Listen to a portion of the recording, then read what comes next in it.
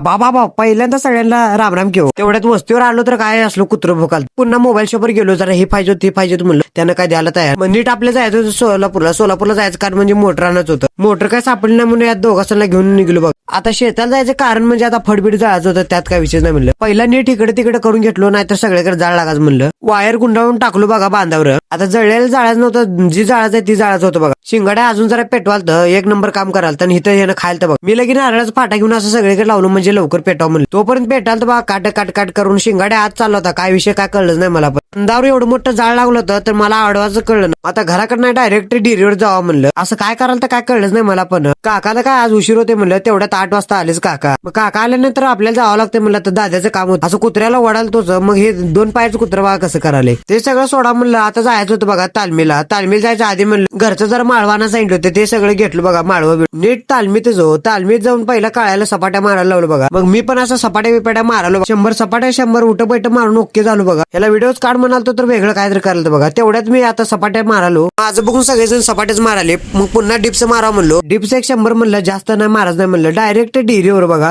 काका काय आज विचारत होते काय कळलंच नाही. मांजर किती भारी बघा तुम्हीच, किती भारी म्हणजे काय सांगायचं काम. मग डायरेक्ट थेट आता सोनाईच्या डॉकवर. मग काय गाडीत बसलो आणि नेट निघायचं होतं आपल्या डेअरीवर. हो म्हणून जर 500,000ची मोटर जरा खराब झाली, काय विषय काय कळलंच नाही. त्यामुळे काकाला जरा टेन्शन आलं. आता टेन्शनच्या नादात काका मला समाधान धाब्याला आणलीच बघा. तुला काय खायचं खा. पहिला का नाही कांद्यावर लिंबू असं वतून घेतलं मस्त. तेवढ्यातच डाळ तडका आला. आपण व्हेजच खातो काय नॉनव्हेज खातो म्हणलं. तेवढ्यातच रोट्या आल्यानंतर मग काय राईस मागावं लागते. त्यात काय विषय नाही. जेवण झाल्यासारखं वाटत निब्रीनं ताव द्यालो बघा. ब्लॉग लेच मोठं व्हायला. ब्लॉग आवडलं तर लाईक फॉलो तेवढं नक्की करा. शेअर बी करा. शेवट जय महाराष्ट्र भावा.